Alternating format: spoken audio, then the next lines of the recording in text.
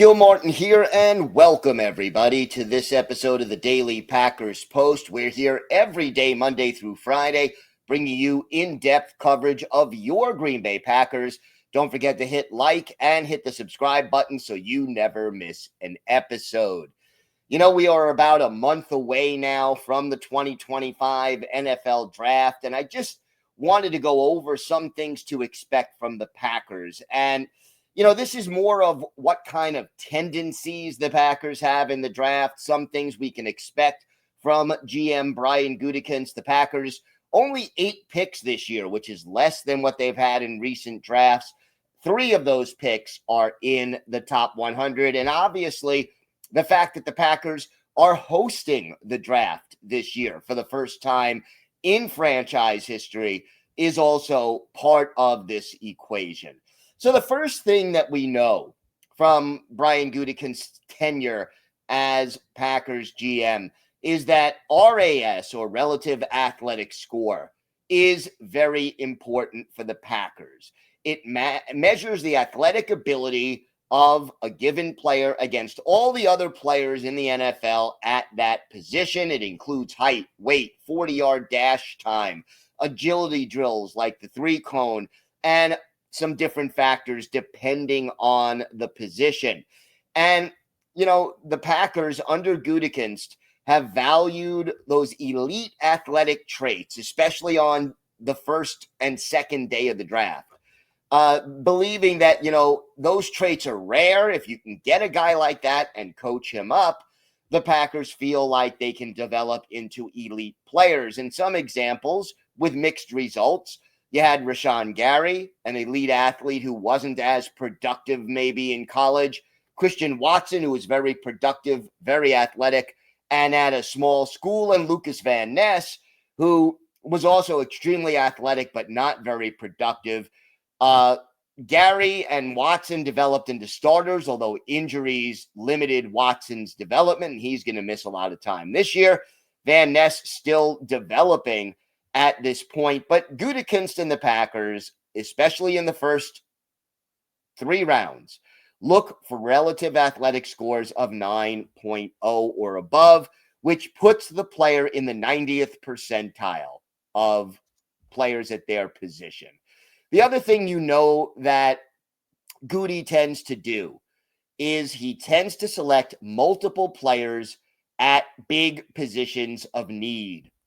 We saw it last year with linebackers, Edgerrin Cooper and Tyron Hopper, both going on day 2 of the draft. You had safeties in Javon Bullard and Evan Williams going last year in the draft. In 2023, Gutekunst doubles down at tight end with Luke Musgrave in round 2 and Tucker Kraft in round 3. He also selected 3 receivers that year in the draft. So this year, whether it's offensive line, defensive line, wide receiver, cornerback, those are sort of the 4 big areas of need, even after free agency. We'll see whether or not Gutekunst doubles down at 1 or more, probably of at least 2 of those positions. The other thing is there are positions that Brian Gutekunst likes versatility. I'm going to name 3 right here. First of all, offensive linemen. You look at what happened even this offseason, where Josh Myers leaves via free agency, and the Packers are likely to move Elton Jenkins from guard to center. They also have that option with Zach Tom. Jordan Morgan, last year's first-round pick, most likely going to battle for the right guard position, but could also battle at left tackle, depending on what the Packers decide to do. But again, they like versatile offensive linemen, and they will take good offensive tackles who played well in college, but may not have the ideal physical traits like arm length or height or whatever it is, and they'll often move them inside in the NFL to guard. Mentioned Morgan, Sean Ryan fit that description. You can go back a little further in Packers history as well and just see how they took quality offensive tackles who maybe didn't meet all the physical traits that scouts ideally like, and move them inside. Other areas of versatility, wide receiver and defensive back. With wide receiver, guys who can both play the slot or the perimeter. And we know wide receiver is a need with Watson going to miss likely at least half the season because of his knee surgery and he has to rehab. And then cornerback, guys who could play both the slot and on the perimeter or the boundary. Jair Alexander, not likely to be back. Keyshawn Nixon can do it. Javon Bullard can play safety and slot corner. These are traits that the Packers prefer for depth purposes and to disguise some of the looks that they implement once games get underway. Now, one other thing that I wonder about, although I think I know the answer, will hosting this year's draft change the approach of the Packers at all? Does it make them less likely to trade away their first round pick, whether it's for a player like a Trey Hendrickson? I'm just throwing that name out there because he is still available. Or whether or not, you don't have a guy you really love in the first round, you trade back to get, let's say, multiple second round picks or pick next year, whatever the case may be. I think that becomes a little bit less likely, even though Brian Gutekunst did publicly say, hey, it's not going to prevent us from making a move if we think a move is appropriate.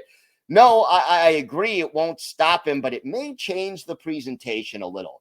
For example, the Packers may wait until draft day to announce that kind of a trade so that the fans attending the draft in Green Bay have something to cheer about on draft day and in round one. So even if the Packers, let's say, trade away their first round pick for a player, instead of announcing it tomorrow, they can make that announcement at the draft, and then you add a star player and Packer fans have something to cheer for. So again, nothing concrete on that. I just get that feeling as we head into the final home stretch before the 2025 NFL Draft. Don't forget to check out our website at thepackerspost.com, where we bring you in-depth daily coverage of your Green Bay Packers Monday through Saturday. Hit like and the subscribe button so you never miss an episode as soon as it comes out. I'm Gil Martin. Have a great day, everybody. Thanks so much for watching the Daily Packers Post. And of course, go Pack Go.